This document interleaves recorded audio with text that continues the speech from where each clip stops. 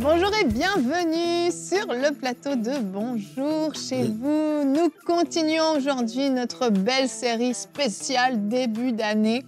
Et cette année, en 2024, nous vous souhaitons d'être remplis de la paix du Seigneur, cette paix merveilleuse. Et c'est le thème que j'aborde avec Nadine et Omer. Bonjour Evelyne. Bonjour Evelyne. Comme le disaient les Hébreux, que la paix soit avec vous. Amen. Shalom. Shalom, exactement. C'était vraiment leur salutation. La paix était importante. Tu veux nous continuer? Vas-y. Étale toute ta culture. Ta connaissance biblique hébreu. Non, mais c'est vrai que Paul saluait les gens comme ça. Oui.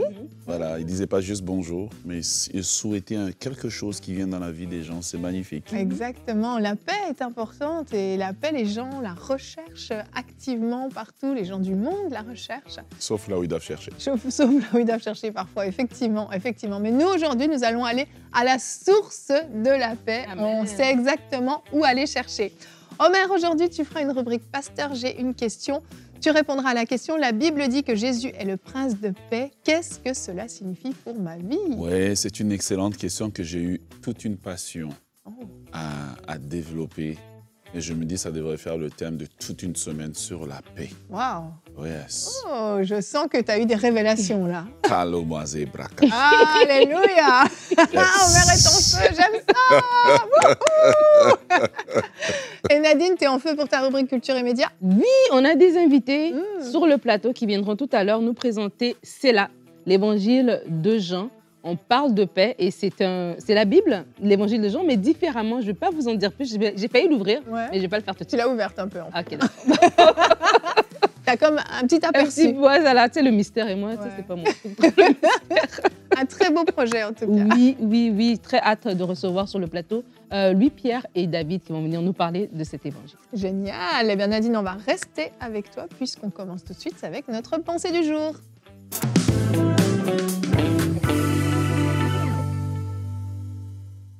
Alors, on parle de paix en 2024, sois en paix. Et alors que je pensais à ce thème et à cette émission, il y a un verset qui est monté dans mon cœur et il est peut-être pas, il colle pas trop, mais je crois que c'est Dieu qui m'a parlé et Dieu va vous parler. Acte 9, verset 31, la Bible dit « L'Église était en paix dans toute la Judée, la Galilée et la Samarie. Elle s'édifiait, marchait dans la crainte du Seigneur et grandissait grâce à l'aide du Saint-Esprit. » Et j'aimerais juste qu'on enlève le mot « église » et que tu mettes ton nom, qu'en 2024, tu es en paix. En 2024, Amen. Nadine est en paix et elle s'édifie, elle grandit dans la crainte du Seigneur et elle s'édifie avec l'aide du Saint-Esprit. Parce que vraiment, quand on regarde ce texte-là, dans le contexte, on voit que plutôt l'Église avait été persécutée. C'est dans le même acte 9 qu'on va voir Paul arriver sur scène, on va le voir en train de vouloir persécuter l'Église et être rencontré par Jésus. Et dans ce même chapitre, on voit une Église qui est en paix et qui s'édifie et qui marche. Et j'aimerais nous dire, alors qu'on sort d'une tempête, alors qu'on sort de situations compliquées, 2020, 2021, 2023, il y a eu l'inflation, il y a des guerres, il y a toutes sortes de calamités, la Bible nous dit qu'on peut être en paix. Pour l'Église, à ce moment-là, il y avait eu des difficultés. Mais après la tempête, la Bible dit qu'ils étaient en paix. Et j'aimerais vous inviter, vous aussi, à être dans la paix. Peut-être aujourd'hui, à cause de tout ce qu'on voit autour de nous, à cause de tout ce qu'on entend, on peut être porté à s'inquiéter, on peut être porté à s'agiter, on peut être porté à manquer de paix. Parce qu'on voit et on a l'impression que le lendemain sera encore pire. Mais j'aimerais vous dire que malgré tout ça, c'est possible d'être en paix. Et lorsque vous êtes anxieux justement face à l'avenir, lorsque vous êtes anxieux par rapport à tout ce que vous voyez autour de vous, lorsque vous êtes anxieux par rapport aux situations, vous devez vous positionner en tant qu'enfant de Dieu. L'Église de Jésus-Christ s'est positionnée, elle était en paix malgré la persécution, malgré les difficultés, elle était en paix. Et pour vous aussi, c'est la même chose. On est dans un monde vraiment qui est changeant, on est dans un monde, oui, on voit aujourd'hui avec Internet, on peut voir ce qui se passe à des milliers de kilomètres et ça peut nous affecter parce que le monde est devenu un petit village en fait et quelque chose qui se passe ailleurs peut venir nous affecter. Et comme ça, lorsqu'on se nourrit de ces informations-là, on peut vraiment perdre notre paix. Peut-être c'est pas vous dans votre famille immédiate, mais juste ce qui se passe dans la société vient vous voler votre paix. Et c'est à ce moment-là qu'il faut se positionner en tant qu'enfant de Dieu et dire non, le Seigneur est avec moi. Dans l'inconstance de la vie, dans le brouhaha de la vie, dans les hauts et les bas de la vie, s'il y a quelque chose, s'il y a quelqu'un, qui est constant, c'est notre Dieu. Et Dieu est stable, et Dieu est constant, et Dieu est un refuge. Et je veux vous inviter à aller dans ce refuge-là. Lorsque la terre est ébranlée, lorsque les fondements même sont ébranlés, vous, en tant qu'enfant de Dieu, vous avez un refuge qui est sûr, et c'est Jésus-Christ. Et la Bible nous dit dans le psaume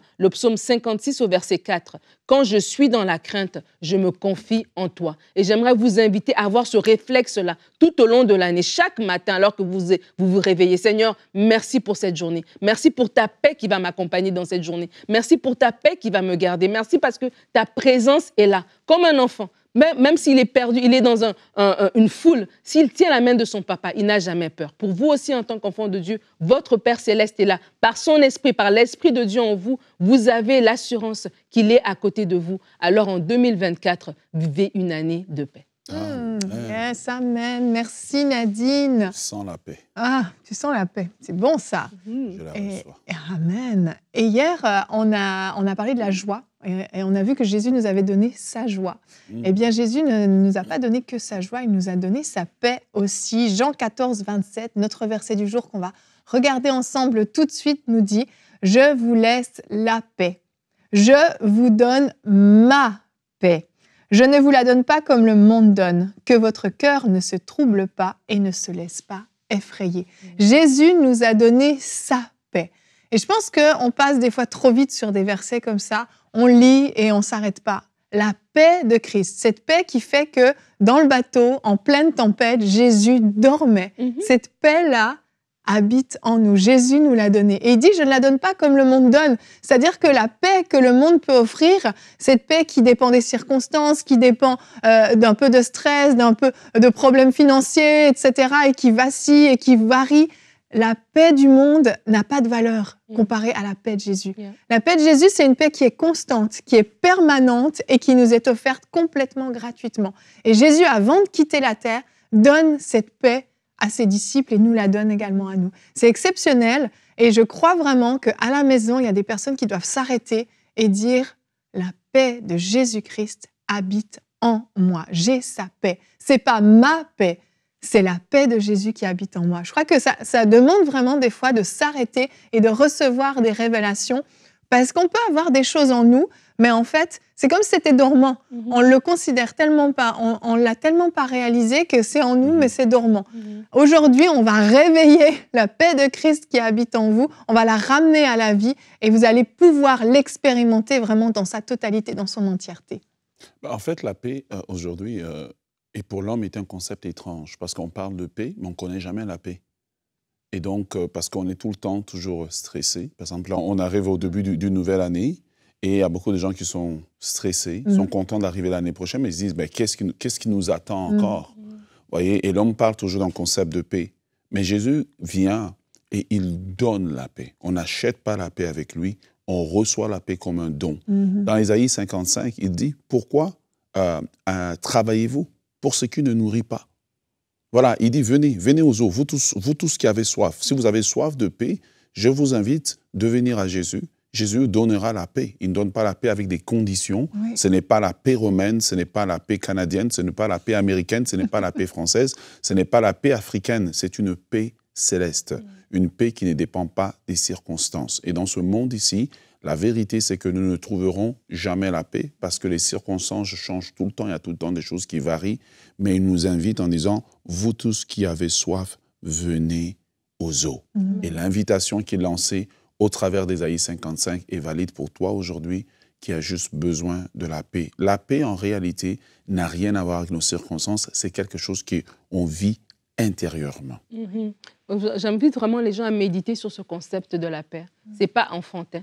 Et la Bible dit que le fruit de l'esprit, c'est la paix. La paix fait partie du fruit que le Saint-Esprit produit en nous. Et donc, ça veut dire que je dois fixer mes yeux sur le Seigneur pour recevoir, pour avoir cette révélation et laisser le Saint-Esprit aussi produire cette paix en moi. La Bible va nous dire que l'Esprit, à un moment donné, va dire de ne s'inquiéter de rien, mais que la paix de Dieu va garder nos cœurs et nos pensées en Jésus-Christ. Donc, ça veut dire que je dois arriver à un point où est-ce que je fixe mes yeux sur le Seigneur. Et plus que je médite sur lui, plus que je m'attends à lui, plus que je connais sa bonté, plus que je connais sa puissance, plus que j'ai j'ai sa présence qui me remplit, qui me couvre, plus que je suis dans la paix. Devant même des situations difficiles, je vais rester dans la paix. Et je veux vraiment encourager les gens dans ce sens parce que des fois, on recherche même nous-mêmes des situations anxiogènes. Des fois, tu es déjà anxieux, mais tu lis encore des choses qui vont nourrir cette anxiété en toi au lieu de dire non, je vais fixer, de quoi est-ce que je vais me nourrir, vers quoi est-ce que je vais fixer mon regard. Et si on fixe notre regard sur Dieu, Jésus lui dit, il nous donne cette paix-là parce qu'il sait que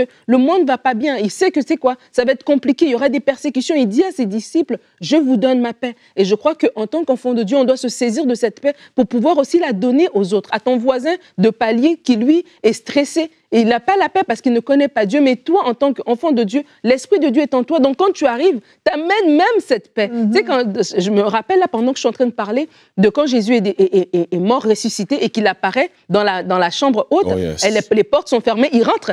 Il dit, tu sais, il apporte sa paix. Tu te dis, ils étaient là, ils étaient anxieux, ils avaient peur, etc. Et Dieu est arrivé, Jésus est arrivé, et la paix est arrivée. Et tout d'un coup, ils étaient tranquilles. Et vraiment, je veux nous inviter à ça. En 2024, décidons-nous de fixer nos yeux sur le Seigneur pour justement vivre cette paix-là. On fixe nos yeux sur le Seigneur dans des temps de louange. À un moment donné, tu chantes, tu déclares la bonté de Dieu et tu vas voir que ton cœur est calme. Tes pensées qui étaient agitées, là, tout d'un coup, ça devient tranquille. Ouais. Tu sais que, you know what? Dieu est là, je peux me confier en lui, il est avec moi, ça va bien aller. Lorsque Jésus rentre dans cette pièce avec les disciples ont peur. Mais Jésus ne vient pas avec un jugement. Ah, mais pourquoi, homme de peu de foi, vous avez fait des miracles, aujourd'hui vous tremblez. Jésus rentre et il dit, je vous donne ma paix. Il y a une vérité là-dedans, c'est que notre paix et la paix de l'homme ne peut jamais venir d'un gouvernement, parce que ces gouvernements sont dirigés juste par des hommes qui eux aussi ne sont pas en paix de toute façon, qui trouvent des solutions temporaires à des problèmes très complexes qui dépassent même notre génération. Mais Jésus rentre avec le don de la paix. Et la différence entre Jésus-Christ et toutes les autres religions, c'est qu'il est le seul qui donne la paix. Il dit « je donne la paix ». Les autres, ils disent pas « il donne la paix ». Il dit « je donne la paix ». La paix est un don qui vient.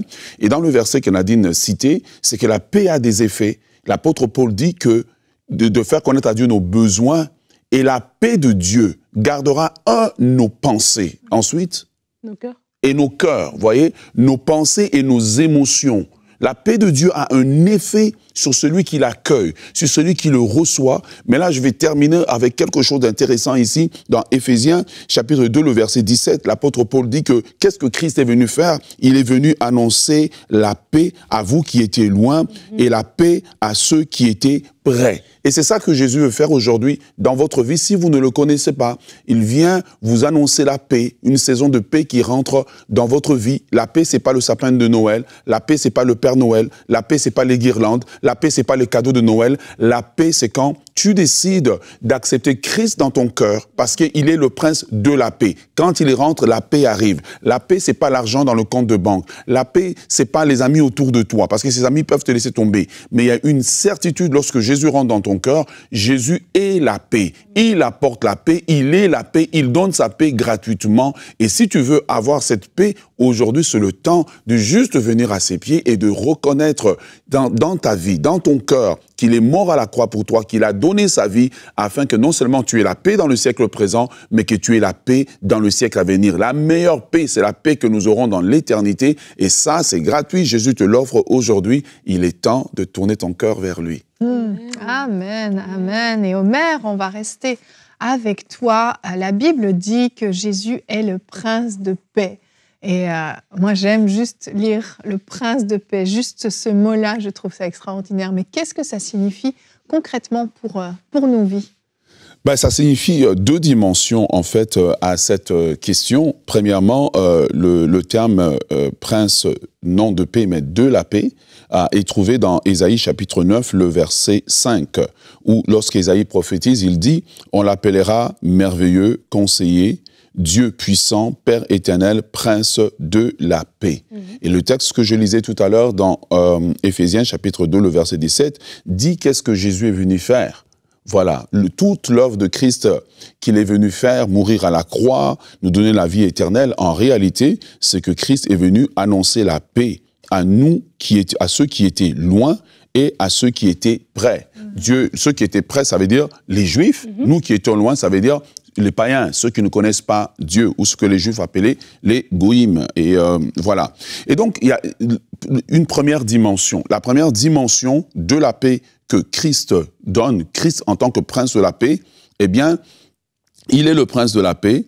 Pourquoi? Parce que par sa mort à la croix, eh bien, nous comprenons que le péché nous avait rendus ennemis de Dieu et que la colère de Dieu, quelque chose qu'on parle très peu aujourd'hui dans l'Église, pesait contre l'homme, pesait contre l'humanité, la condamnation éternelle. Romains chapitre 6, le verset 23 nous dit « Car le salaire du péché, c'est la mort, mais le don gratuit de Dieu, c'est la vie éternelle en Jésus-Christ notre Seigneur. » Romains chapitre 5, le verset 10 nous dit « Car si lorsque nous étions ennemis, nous avons été réconciliés avec Dieu par la mort de son Fils, à plus forte raison étant réconciliés, serons-nous sauvés par la vie. » Donc Christ en venant à la croix, Christ en venant offrir sa vie à la croix, est venu dans le but de nous réconcilier avec Dieu. La première dimension de la paix que Christ apporte, c'est la paix éternelle. La paix dans la réconciliation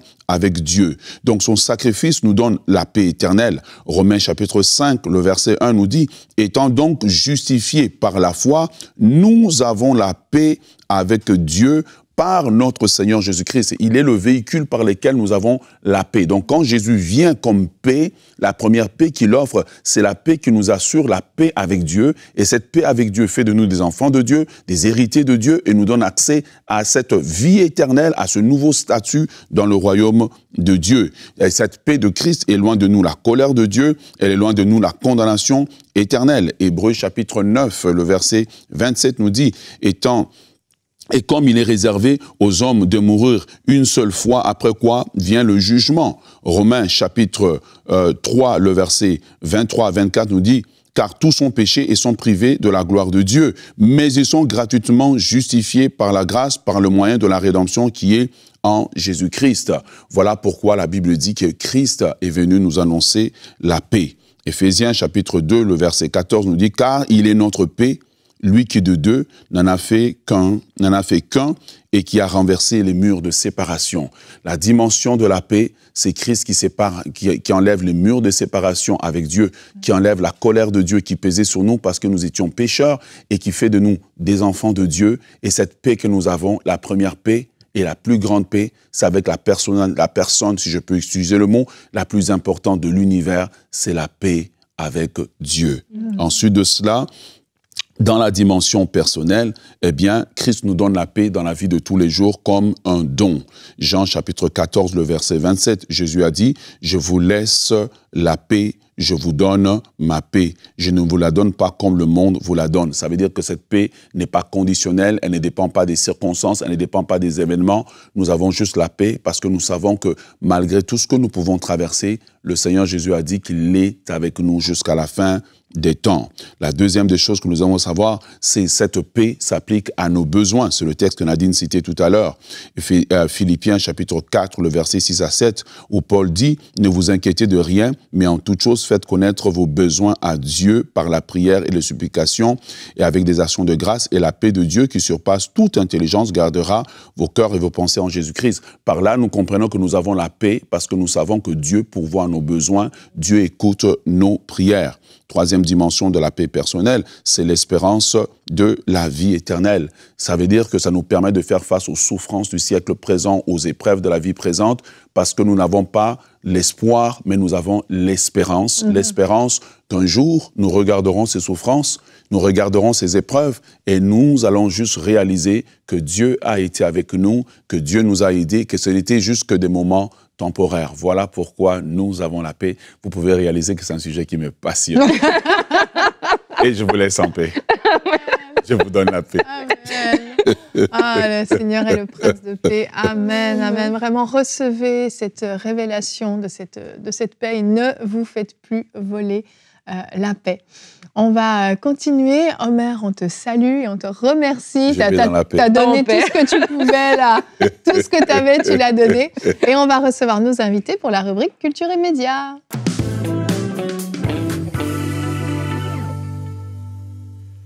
Alors, nous poursuivons cette belle émission sur la paix avec un livre, je crois, qui apporte la paix, l'Évangile de Jean, mais différemment. C'est tout un nouveau projet. En tout cas, j'aimerais vous présenter avec nos invités qui sont sur le plateau. Je salue Louis-Pierre Charbonneau et David Mondor. Louis-Pierre, tu es graphiste, designer graphiste.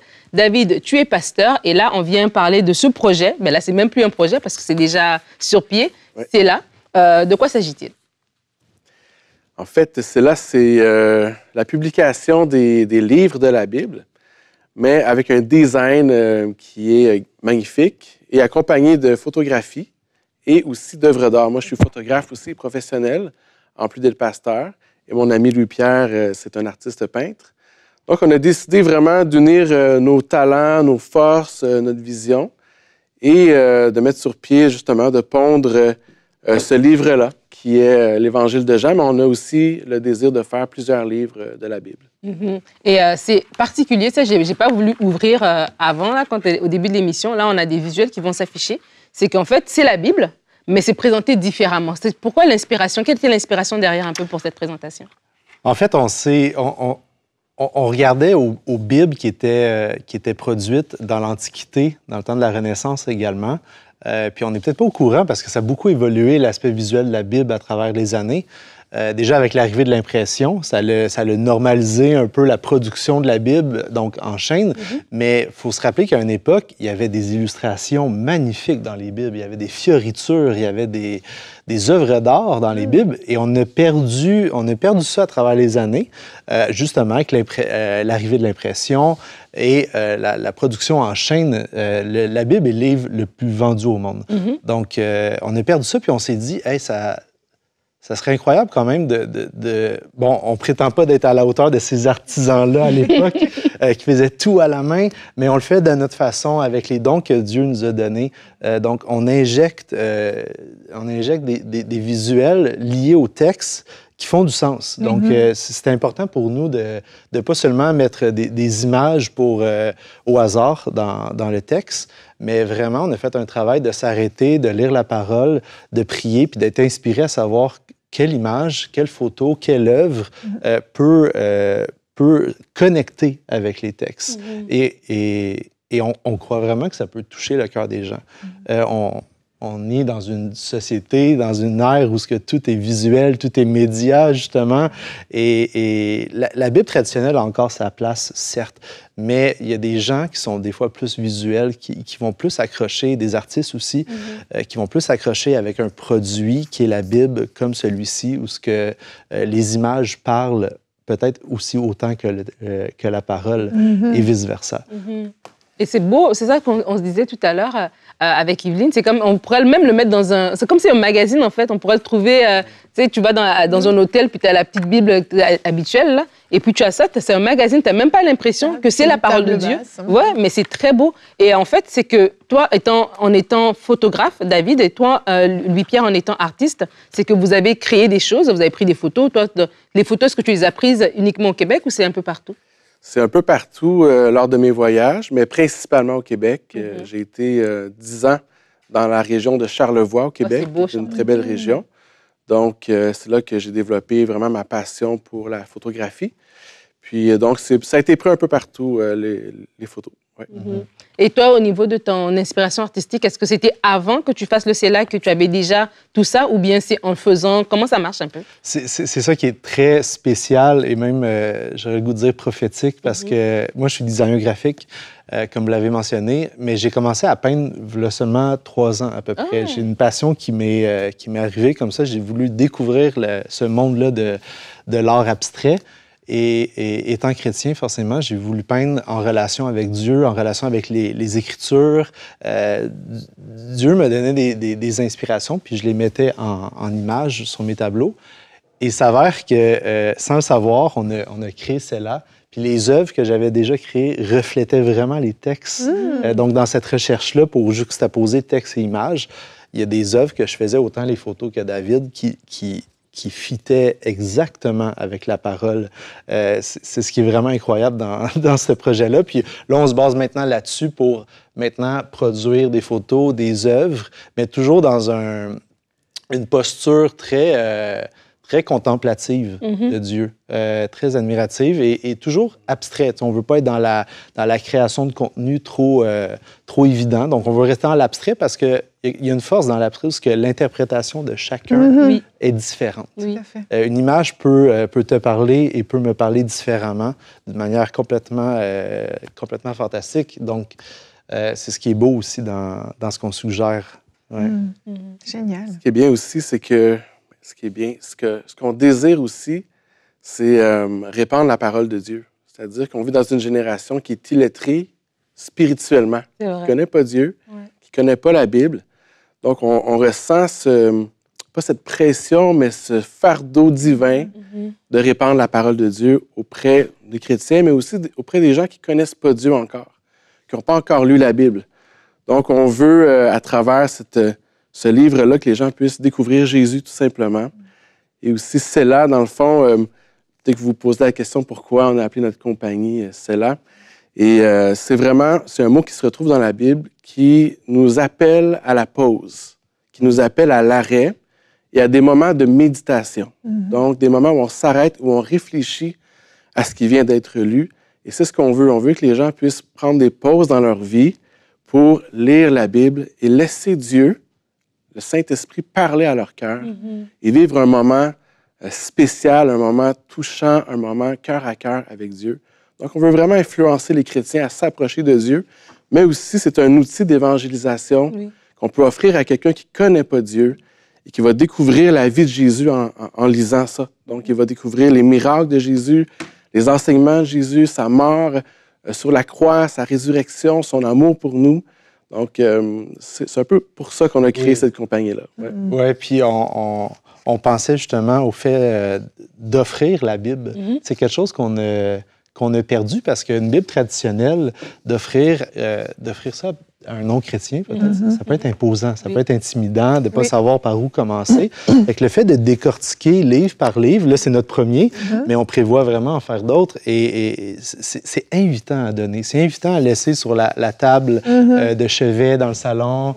C'est invitant à la lecture. Puis c'est quoi ça? Puis là, ça rouvre la discussion. C'est ce qui est merveilleux. C'est la Bible, mon ami. C'est la Bible? OK. Puis, tiens, je t'adonne. Ça fait un beau cadeau. Vraiment, oui. Ah, ben merci beaucoup. Je vais lire quelque chose parce qu'on parle de la paix et j'ai trouvé ça vraiment pertinent ce que vous avez écrit ici. Nous vivons dans un monde où tout se déroule à vive allure, où la durée moyenne d'attention est en chute libre et où les distractions sont de plus en plus nombreuses. En créant ces livres, nous voulions vous offrir un moment d'arrêt, de pause, afin de vous aider à vous recueillir, à réfléchir et à faire une introspection personnelle. Par l'entremise des textes sacrés de la Bible et de magnifiques photographies et pièces d'art visuel auxquelles vous serez exposés, nous vous invitons au silence et à la déconnexion pour faire l'expérience d'une connexion puissante et intérieure avec le divin. C'est tellement bien dit, ça colle pile poil avec notre thème. Vous pouvez avoir plus d'informations sur ce projet, vous a parlé, si vous voulez en savoir plus, si vous voulez l'offrir, toutes les informations sont sur biblecela.com, Sela, S-E-L-A-H.com. Merveilleux. Merci beaucoup, Louis-Père. Merci, David. Merci. Et donc, c'est disponible à l'international aussi, je veux le dire. On est suivi de partout, pas seulement au Québec. Livraison partout dans le monde. C'est ça. À vos frais. À vos frais. Mais oui, forcément. Merci beaucoup à tous les deux d'être venus. Merci pour ce très beau projet. Et voilà qui conclut à merveille cette belle émission. Et vraiment, nous prions pour que vous puissiez être remplis de la paix de Dieu, que vous puissiez vraiment expérimenter quelque chose avec le Seigneur. Et je vais récupérer mes fiches dont je m'étais débarrassée. Vous voyez, moi, j'étais déjà partie. C'est bon, j'avais celle-là, ça me suffisait. On va se retrouver demain. Demain, développe ta foi en 2024. On terminera cette semaine où on va vous booster à la foi. Maintenant que vous êtes assurés de l'amour de Dieu, que vous êtes remplis de sa paix, de sa joie, eh bien, on est prêt pour booster votre foi. Nous aurons la rubrique C'est mon histoire avec Maryse Bach qui nous a raconté plusieurs miracles qu'elle et sa famille ont vécu. Alors, on se retrouve demain. Merci d'avoir été avec nous et bonjour chez vous.